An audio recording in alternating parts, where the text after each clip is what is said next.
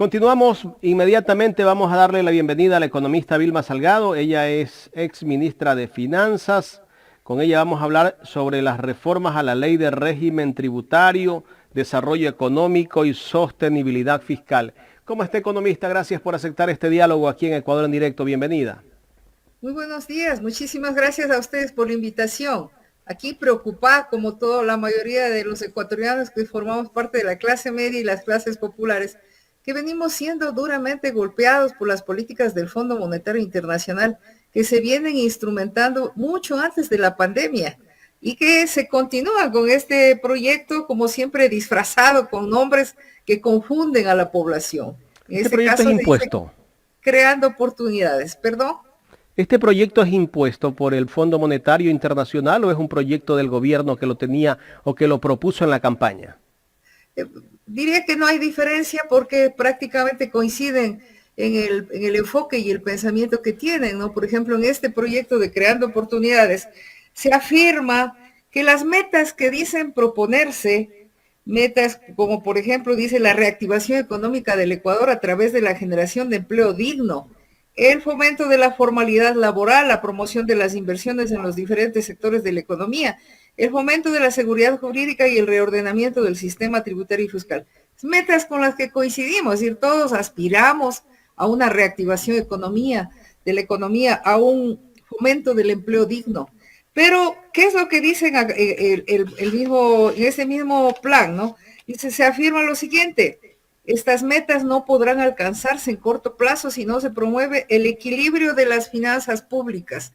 Imagínense ustedes si el resto del mundo habría adoptado este criterio absurdo de que lo primero que hay que lograr es el equilibrio de las finanzas públicas. No, Estados Unidos, Europa, el resto del mundo no habrían aplicado los enormes programas de inyección masiva de recursos que lo han hecho para favorecer la recuperación de la economía, es decir, aumentando la inversión pública, canalizando recursos directamente a las familias afectadas sobre todo por el desempleo, apoyando a las empresas con una reducción sustancial de las tasas de interés y con recursos financieros a los gobiernos locales. Es decir, eso es lo que se ha hecho para lograr la recuperación que se está logrando en el resto del mundo, sobre todo en los países más desarrollados como Estados Unidos y Europa. Pero aquí se cree que se va a mejorar la economía, a reactivar la economía con el equilibrio de las finanzas públicas y buscando cargar el peso del déficit fiscal sobre clases medias y clases populares, sin tomar en cuenta que la Comisión Económica para América Latina ha señalado que estima que por evasión fiscal concentrada en las grandes empresas, el Ecuador pierde 7.600 millones de dólares anuales. Es decir, si no hubiera evasión fiscal, no habría déficit fiscal. Entonces, ¿a dónde tendría que haber apuntado? Es hacia allá, hacia los evasores. Pero en este proyecto de ley, mal llamado Creando Oportunidades, está cargando completamente sobre clases medias y sobre clases populares que ya venimos siendo duramente golpeadas. Por eso el aumento de la pobreza y de la indigencia, que son las estadísticas que reflejan lo que ha venido sucediendo. En este proyecto de ley se favorece, y quisiera empezar indicando a quién favorece, porque eso es algo que me llamó poderosamente la atención, ¿no? Por ejemplo, se añade tarifa cero para la importación de combustibles derivados de hidrocarburos, biocombustibles y gas natural destinados para el consumo interno, realizada por sujetos pasivos que cuenten con los permisos respectivos emitidos por el Ministerio del Ramo. Es decir, el sector privado al que pretende transferirle la tarea de la importación de combustibles no va a pagar ninguna tarifa por esa operación. Es decir, son los beneficiarios de esta ley. También en esta ley beneficia, y quiero leer, se aumenta el monto exonerado del pago del impuesto a la renta en las utilidades que perciban las sociedades, domiciliadas o no en Ecuador, y las personas naturales, ecuatorianas o extranjeras, residentes o no, provenientes de la enajenación directa o indirecta de acciones, participaciones, que permitan la exploración, explotación, concesión o similares de sociedades domiciliadas hasta un monto anual de 100 fracciones básicas grabadas con tarifa cero. Es decir, está completamente favoreciendo a las mineras, ¿no es cierto? No van a pagar impuesto a la renta sobre las utilidades por monto de 100 fracciones básicas. Esto es por $1.121.200.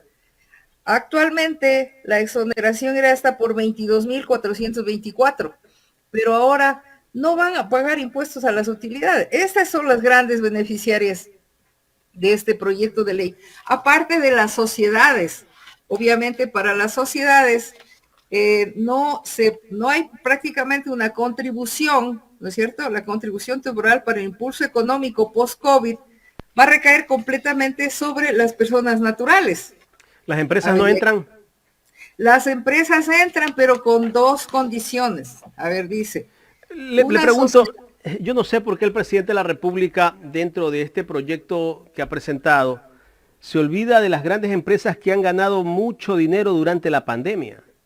Estas empresas no se las ha tocado y que deberían ser las que deberían de contribuir con mayor aporte al Estado.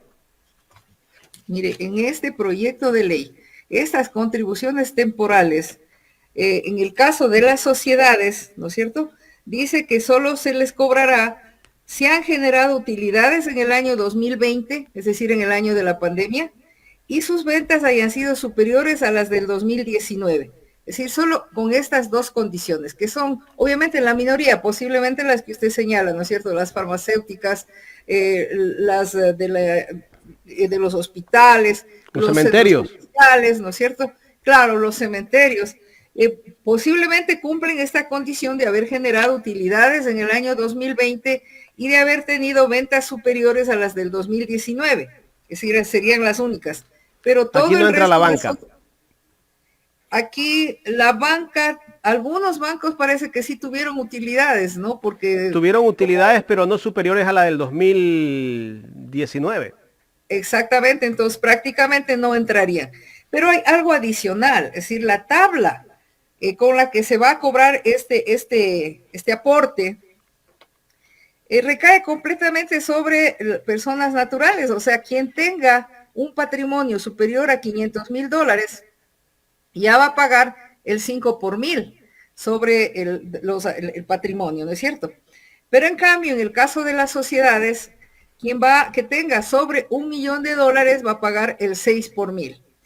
En el caso de las personas naturales, o sea, por ejemplo, ¿no?, alguien que tenga, suponiendo que tuviera un patrimonio de 2 millones, va a pagar muchísimo más que una empresa. Aquí hay varios problemas que tenemos que tomar en cuenta. Primero, es muy importante tomar en cuenta que las personas naturales de los grandes grupos económicos tienen la costumbre de colocar todos sus activos, todo su patrimonio a nombre de empresas por lo general constituidas en paraísos fiscales, y no con el objeto precisamente de evadir el pago de impuestos. Entonces, en ellos prácticamente aparecen como que califican casi para el bono de desarrollo, porque no son dueños ni del vehículo en el que circulan. Todo eso lo tienen a nombre de empresas. Entonces, ¿qué sucede? Que todos los que han escondido activos van a resultar beneficiados porque no van a pagar este aporte, que solamente vamos a pagar las clases medias que no disfrazamos nuestro patrimonio y que lo tenemos pues a la vista. Economista, es decir, una empresa que tenga, por decirle, una casa y que esa casa pues sea la casa donde vive el gerente, esa casa, si la deciden vender, no paga impuestos. Bueno, todavía no pasamos a esto de la transferencia de dominio. En este momento estamos hablando solamente del aporte sobre el patrimonio, ¿no? O sea, el aporte por el COVID. Pero mire, aquí hay otro problema adicional. Aparte de que los grandes grupos, es decir, los más millonarios, tienen escondidos sus activos a nombre de empresas, por lo general fantasmas, porque son fachadas, no generan ni un solo empleo, no tienen ninguna actividad. Y en consecuencia, pues no pagan los impuestos y no van a pagar esta contribución. Pero por otro lado hay un problema adicional, que hay una diferencia muy grande, una anarquía prácticamente de los avalúos municipales de las propiedades. Hay municipios en los que se ha inflado artificialmente el avalúo. Los municipios que han hecho eso son con el objeto de aumentar la recaudación. Por ejemplo, yo vivo en la zona de Nayón y ha sido pública la denuncia de que los campesinos, porque esta era zona rural hasta el año 2010, y los campesinos se pasaron de la noche a la mañana, los precios se multiplicaron hasta por 100, todos millonarios a pagar entonces la contribución cuando esos terrenos que tienen los campesinos no les rinden porque tienen flores. Y hay en cambio municipios que intencionalmente no han actualizado los catastros y en consecuencia aparecen con unos patrimonios muy bajos. Entonces aquí hay una anarquía realmente de la valoración que va a afectar a aquellas personas en los municipios en los que artificialmente se han inflado los costos, los precios de producción, ¿no? Bueno, pasemos entonces a las reformas a la ley de régimen tributario interno. Aquí el presidente ha resaltado que se elimina el impuesto a la herencia y así es como consta en este proyecto de ley. Sin embargo, en su lugar se pone un impuesto, el impuesto a la renta, sobre transferencias de dominio de personas que no se dediquen a los bienes raíces.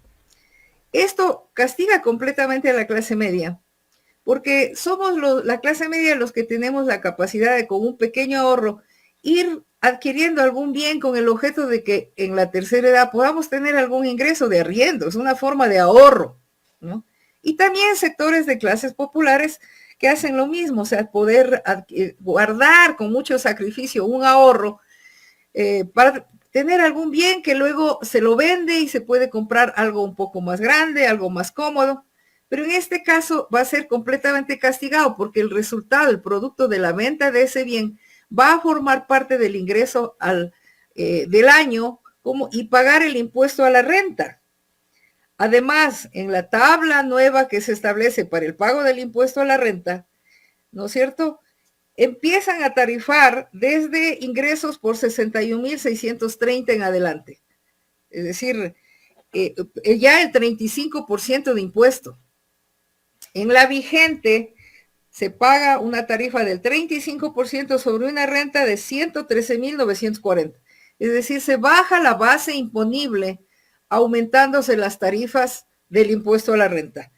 Esto también castiga a la clase media, que somos los que pagamos la mayor parte de los impuestos, sobre todo los que trabajan en relación de dependencia, ¿no es cierto? Yo ya estoy jubilada, entonces no pago esos impuestos. Seguramente me van a investigar, sí, no pago porque estoy jubilada. Entonces, se ve cómo esto obviamente castiga completamente a la clase media, ¿no? Allí es donde usted pues tiene toda la razón en que y el señor que me antecedió en la palabra, pues señalando que la clase media, que ya hemos sido duramente golpeados por la pandemia, porque la reducción de personal en el sector público, clase media, ¿no es cierto? Tanto que un estudio mostró que por lo menos 1 millón de personas de la clase media descendieron a las clases populares porque perdieron el empleo.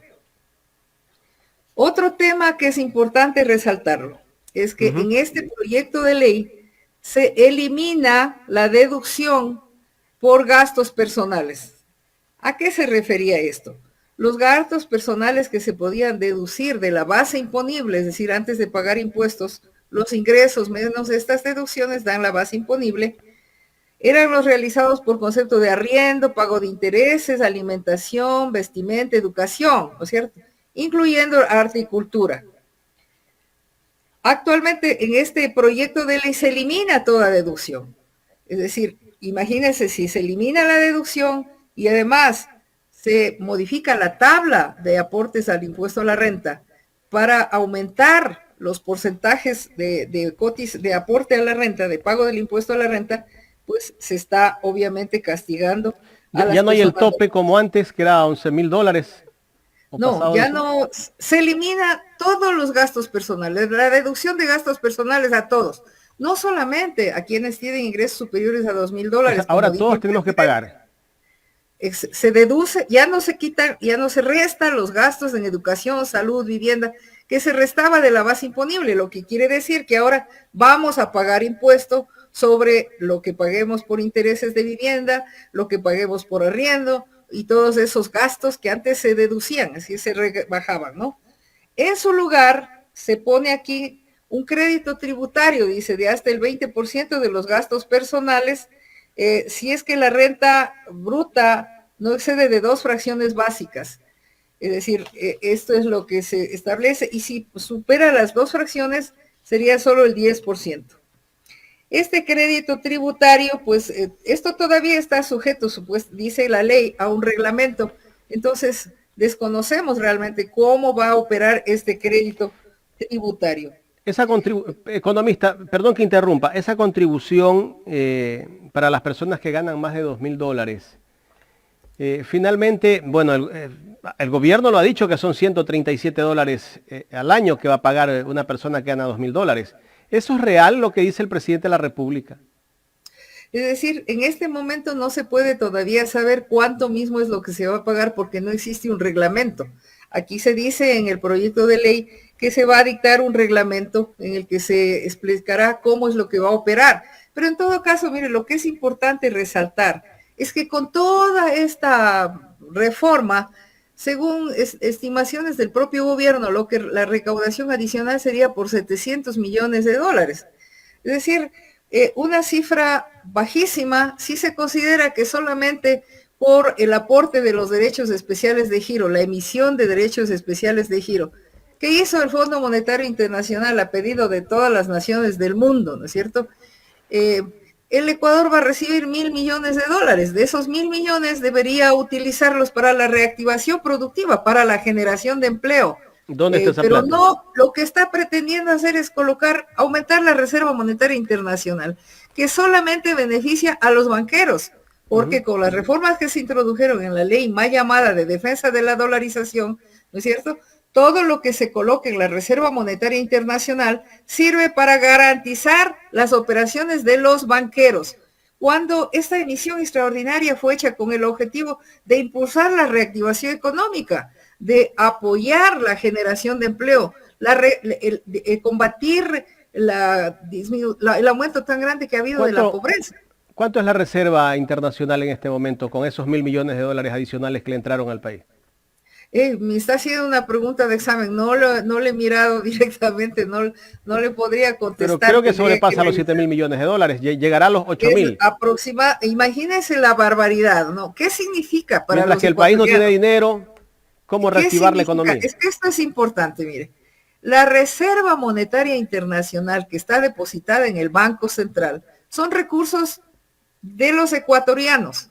¿Por qué? Porque son los recursos públicos de las instituciones del Estado, de todas las entidades que tienen que estar depositados en el Banco Central por ley.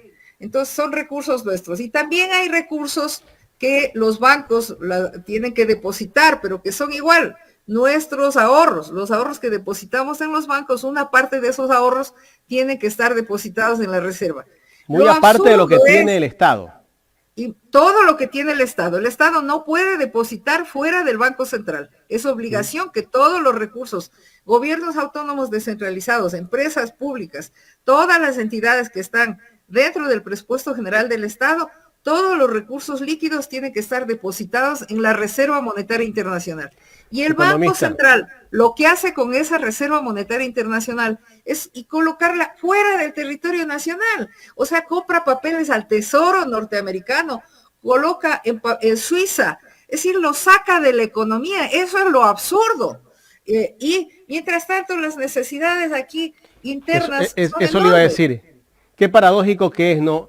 Es como que usted tenga dinero en su cuenta bancaria, tenga $8.000 y que en la casa no haya que comer y usted diga, no, es que no puedo tocar ese dinero. Exactamente, ¿por qué? Porque ese dinero va a servir solo por si acaso necesiten los bancos. Así es como está diseñada esa ley más llamada de defensa de la dolarización. Por si acaso necesite el sistema financiero bancario privado, hay que tener esos recursos que además tomemos en cuenta que favorecen a quien recibe esos recursos, porque son depositados a tasas prácticamente de cero. Los bonos del Tesoro norteamericano no rinden nada. Son activos seguros, obviamente, porque el Tesoro siempre va a devolver esos recursos, ¿no? Pero, en cambio, es un préstamo sin intereses y sin condiciones, mientras por el otro lado el Fondo Monetario Internacional nos presta cifras mínimas, ¿no es cierto?, que entrega de a centavos 200 millones con unas condiciones draconianas que nos obligan, por ejemplo, a la venta de los activos públicos nuevamente ¿a quién? A los acreedores. Es decir, el Fondo Monetario nos obliga a la apertura comercial en plena guerra comercial, cuando los Estados Unidos está poniendo aranceles y limitaciones a las importaciones procedentes de China. Y el gobierno del Ecuador dice que va a firmar un tratado de libre comercio con China. ¡Qué barbaridad! Entonces, no, pues, Estados Unidos en este momento está pensando dar otra ayuda económica a la gente. Estados Unidos ha dado paquetes sin precedentes históricos y en este momento quieren, para reactivar la economía, impulsar otro paquete millonario, sobre todo de construcción de obras de infraestructura. Entonces, Estados Unidos ya ha puesto paquetes de 2 millones de millones, 1.9 millones de millones, cifras que ni siquiera nos calzan en la cabeza, y ahora quiere impulsar otro paquete para reactivar la economía. Mientras tanto, impuestos a las grandes empresas también. Bueno, Estados Unidos, a nivel internacional, se llegó a la conclusión de que es necesario que las grandes empresas tributen, porque es un problema mundial el hecho de que las grandes empresas se coloquen en paraísos fiscales en donde no tributan y no paguen impuestos. Entonces, aquí hay una cruzada mundial por hacer que las grandes empresas paguen los impuestos y las contribuciones, salvo en el Ecuador, en donde a las grandes empresas no se les topa y además se aumenta la reserva, se dice que hay que continuar con la austeridad, porque eso es lo que nos va a llevar supuestamente a la tan mencionada prosperidad. No sé cómo la lógica del gobierno ecuatoriano es contraria a la lógica del resto de gobernantes, sobre todo de los países más desarrollados, que sí impulsan la reactivación económica, que han demostrado que para la reactivación económica se necesita inyectar recursos adicionales. Y en el caso del Ecuador eso es absolutamente factible. El déficit fiscal solo es el resultado de lo que los gobernantes hacen o dejan de hacer, con un solo elemento. Solamente si se combate la evasión fiscal de las grandes empresas, ya no existiría déficit fiscal. Y entonces no cabe que en lugar de combatir la evasión fiscal, se quiera continuar empobreciendo a clases medias y a clases populares. Correcto. Estamos dialogando con la economista Vilma Salgado.